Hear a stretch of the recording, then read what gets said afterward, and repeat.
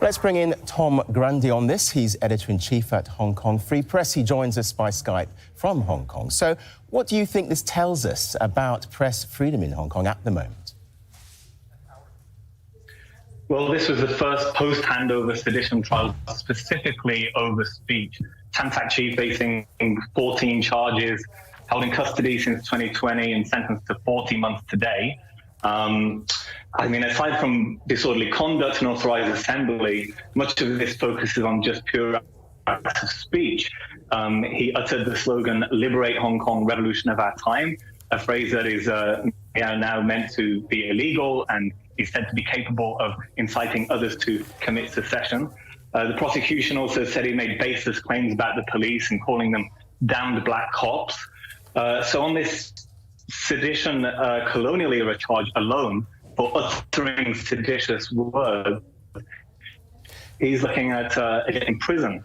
And we are just 18 days away from, as Britt said, John Lee most likely taking power, where he is set to possibly enact a fake news law, regulate crowdfunding, and build a new local security law, or enact Article 23 rather, on top of the national security law. So concerning times for free speech and press freedom. As you say, the ruling included a colonial-era sedition law. How unusual was that?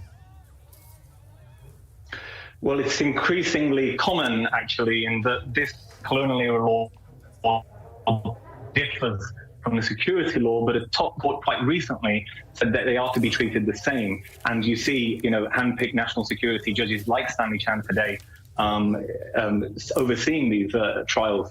The sedition legislation criminalizes violence, disaffection, and other offences against the Crown. That was replaced with the government after the handover, whereas the controversial security law outlaws subversion, secession, inclusion with foreign forces.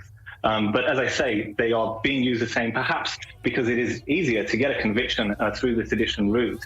But it might be unified with Article 23 as we see more local security law legislation come through. And of course, there'll be a change of leadership in Hong Kong next month. What do you expect from that then going forward? Yeah, we're 18 days away from John Lee, who's a former police officer, the former security chief and Hong Kong #2, being selected in a small circle election of elites as the next city's leader. But much concern that this, sort of symbolizes that Beijing perhaps views Hong Kong nowadays as another troublesome periphery.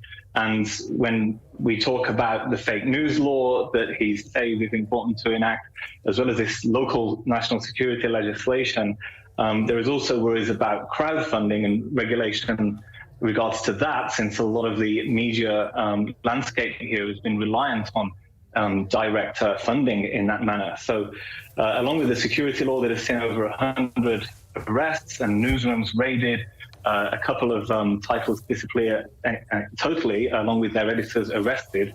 A lot of concerns are going to this new era under John Lee. OK, Tom Grundy, editor-in-chief at Hong Kong Free Press. Thank you for your insights.